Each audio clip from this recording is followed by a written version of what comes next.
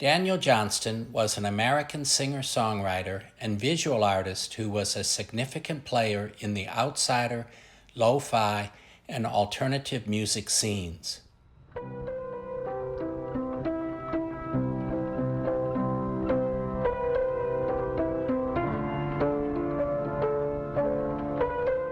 Most of his work consisted of cassettes recorded alone in his home, and his music was frequently praised for its pure and childlike qualities. Listen up and I'll tell a story about an artist growing old. Some would try for fame and glory. As an adult, Johnston spent extended periods in psychiatric institutions and was diagnosed with bipolar disorder. He gathered a following in Austin, Texas in the 1980s by passing out tapes of his music while working at a McDonald's. And his cult status grew when Nirvana's Kurt Cobain wore a t-shirt featuring a drawing of a frog from Johnston's 1983 album, Hi, How Are You?, at the 1993 MTV Video Music Awards and at other personal appearances.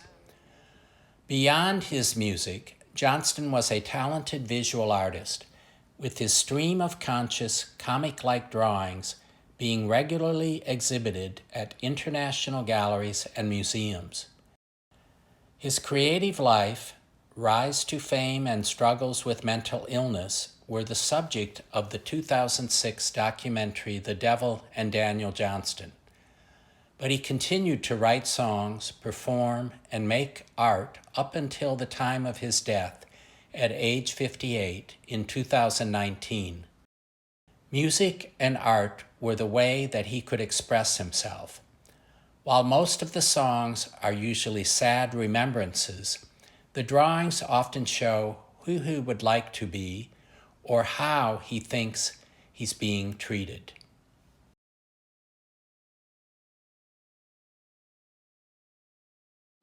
So Andrew, what is it that caught your attention with Daniel Johnston's work first? His songs or his art? What I found remarkable about Daniel Johnston was that he was really unaffected. There was no pose. And I think that struck people as so refreshing, which is really one of the great appeals of outsider art. People see that it's not pretentious, it's not self-conscious, it doesn't feel like Daniel Johnston was really too concerned about the audience when he was making his music or his art. And then his art had the same vibe. Certainly, I didn't become aware of that until about maybe 10 or 15 years ago when I became ensconced in the outsider art world. Some people brought it to my attention, and I did look at a lot of the work, and then his work ended up making its way into the show that you curated. And that was really great. So even though Daniel had some musical training and some art training, he's still considered an outsider artist. What is that about him that makes him an outsider? Well, I think his work doesn't seem to have some overt dialogue with art history, which in the case of artists who have some training or not, I feel that if their work isn't really overtly based on other art historical movements or genres, now certainly he's riffing off of pop culture and comics, but I always loved comics too. I mean, I look at artists like R. Crumb and Victor Moscoso, regardless of their pedigree from an academic standpoint, to me, there's something inherently subversive about their work that made it feel sort of outsider to me. And with Daniel's work, it just seems like, again, so unaffected. And the other thing is about outsider art, there's a long history of mental illness and anguish that is associated with art brut. So many of the greats, whether Darger, Wolfley, they dealt with schizophrenia, or other artists somewhere on the autism spectrum. So I think Daniel's visual art reflects some of that anguish, a great deal of that anguish that he felt inside. And I think that's incredibly compelling, and one of the reasons people love outsider art is what it is there's less distance between the art and the artist than you find in mainstream art. What motivated you to make this exhibition one of the main attractions of the Outsider Art Fair this year? Well, Paul, as is the case with so many things, serendipity plays a role. When you curated the show at my gallery last summer and put a Daniel Johnston in, I think someone knew about it and told Lee. You know, and then at the same time, Jack Antonoff, the highly regarded singer-songwriter who works out of Electric Lady, has been a client of the gallery. So I think Lee maybe also knew about the gallery that way. And he came in one day. I was trying to give him pointers and advice about the art business, but at the same time, being a devoted rock musician, I just was thrilled that the owner of Electric Lady was in my gallery and couldn't have been a more humble, beautiful guy. So we were talking about art and art business, but I was also talking about rock and roll with him. And then it occurred to me, we always do the curated space, and that how great it would be to have, instead of just Daniel Johnston's work as part of a group show, to have a more comprehensive show. And given the circumstances of where we are this year with the pandemic, that we are breaking the exhibitions up into curated sections in different locations, how great. You get Daniel Johnston and Electric Lady in one shot. So I ran that idea by Lee, and he was up for it, and that's how it all happened. I think the Outside Art Fair has a special ability to disseminate information about Daniel's work. And then Gary Panter, I was thinking long and hard, who can I get to curate this together? And then I just like a light bulb went off. Gary's a great friend of mine. He's such a tremendous artist, but also a respected cartoonist. And then on top of that, he's from Texas and knows everything about, I think his family was also Church of Christ, you know, so he had so many points of entry. And when I called Gary up and asked him to do this, he said, Andrew, I get asked to do 10 things every day, and I say no. I'm saying yes on this one. And it's just, that was it. And so sometimes the stars are aligned, and that was definitely the case with this project. Well, I certainly think Daniel Johnston's mind would be blown if he were alive and could see this, his work, at Electric Lady Studios as well. Well, hopefully he's watching somewhere.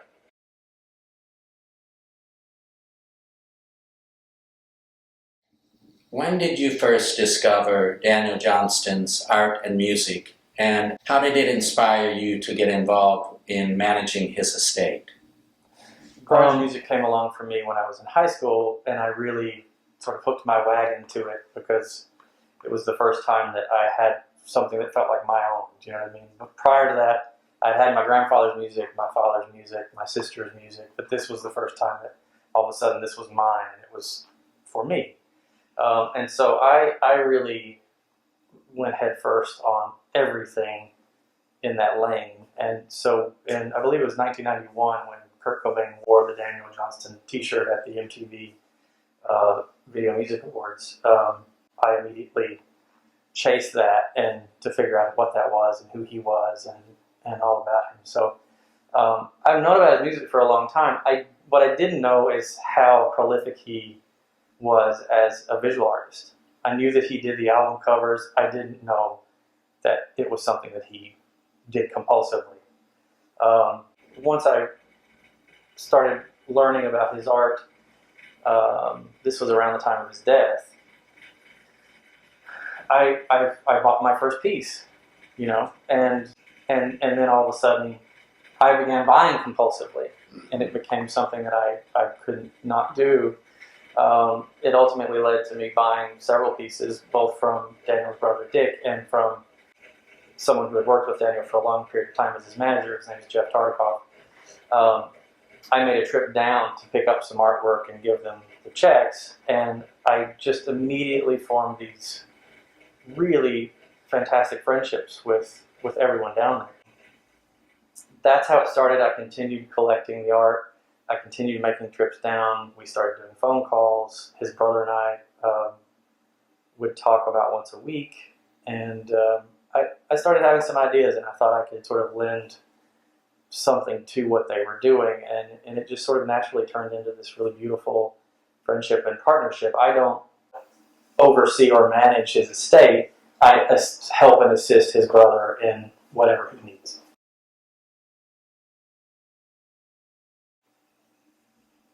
So, why do you think his art and music developed such a big international following of admirers? It's a tough one. I think if I had to put my finger on it, it probably is just his honesty, his determination.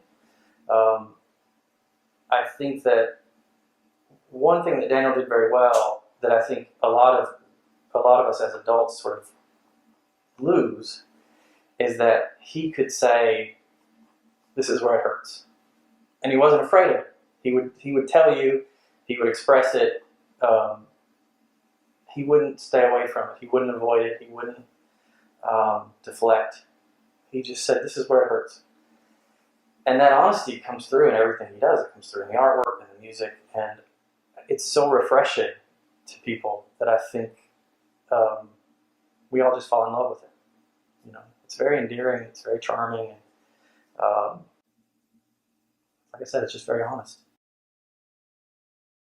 How did you decide to put together the musical tribute, Honey, I Sure Miss You? So that idea sort of came about, someone called Donnie Velos, who works with Dick, who is Daniel's brother. Donnie and I have become very close too. We talk every day. He called me up. It was exactly 2 weeks before the anniversary of Daniel's death, and Donnie said, "We don't have anything prepared. We need to do something." You know, and so we just immediately started rapping about what we could do. Because of COVID and everything else, a lot of people were doing live streams, and so I sort of dove at that and said, you know what, I think I can call some people and just ask them to give me the performance footage, film it on your iPhone, film it in your backyard, whatever it is. Send me that, we'll put it together as a piece. That was the only way we could do it with the short amount of time we had. And sort of a funny, magical thing happened when, you know, I started going through and thinking about all the people that I knew had been vocal about being Daniel fans and who I thought would sort of build a really great tribute to him. You know, fortunately, 90% of them were, you know, willing and able to do it.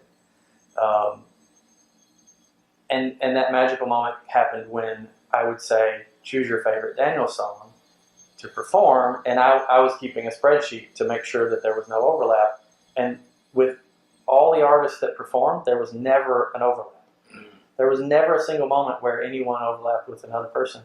They chose their songs, they chose what meant something to them, and they did it their way, and everyone did just a really beautiful job with it.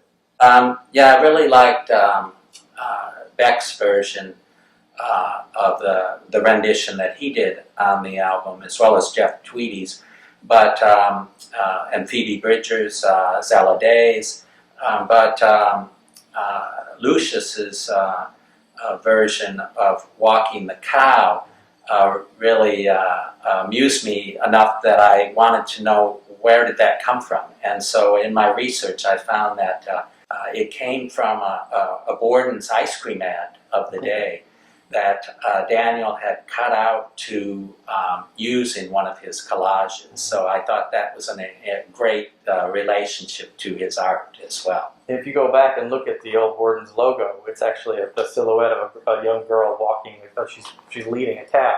Yeah. And that's what he used. I thought that was. I did the same thing when I heard it. I was like, "What is he talking about?" Yeah. It's really funny.